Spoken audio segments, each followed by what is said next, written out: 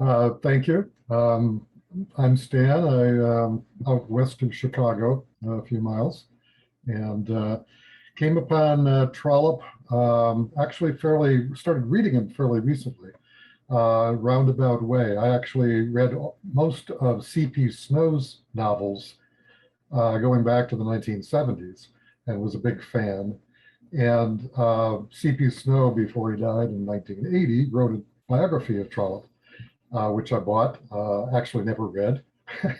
But I thought, well, if C.P. Snow thought well of him, he must be somebody I should read eventually.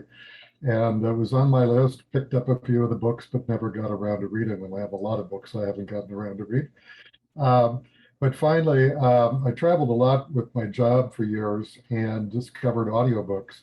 And about 10 years ago, was on a trek where every week I had to drive about 5 hours each way and then sit in a hotel room and everything. So actually started listening to audiobooks of Trollope and started with The Warden and found it was enjoyable and a lot better than I had anticipated after putting off reading Trollope for so many years.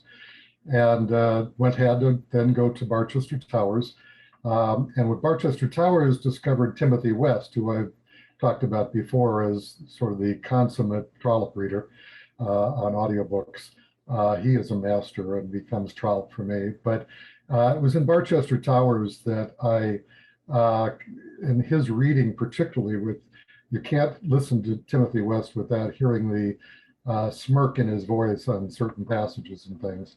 And I can actually pin, I had to dig it up in Barchester Towers, that sort of, it was a hook for me that said, this is somebody I have to read more of. There's a scene with which everybody knows of Eleanor and Mr. Arabin, and they're tap dancing around the fact that she's been accused of being fond of Mr. Slope and all of this misunderstanding.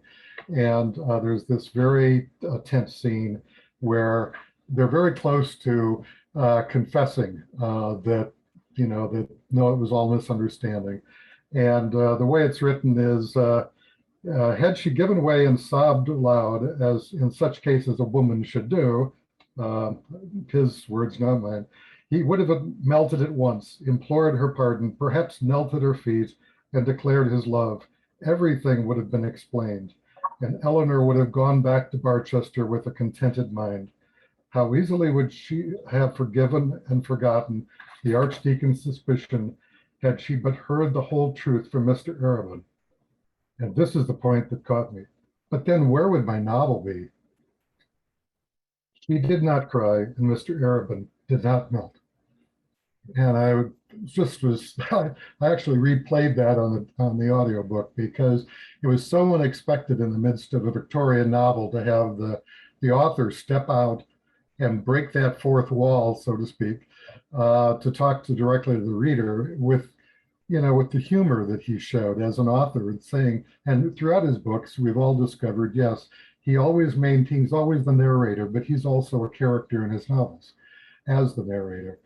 He, from time to time, talks about digressions, and in fact, wonderful book. If anybody comes across it, Trollope to Reader, is a collection of all those kinds of digressions. Somebody actually went through his entire canon to pull them all out. That one wasn't in that book. I looked for it, but that was the hook that got me.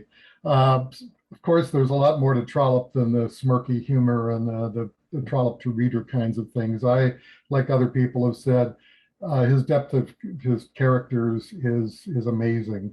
I read a number of Dickens beforehand.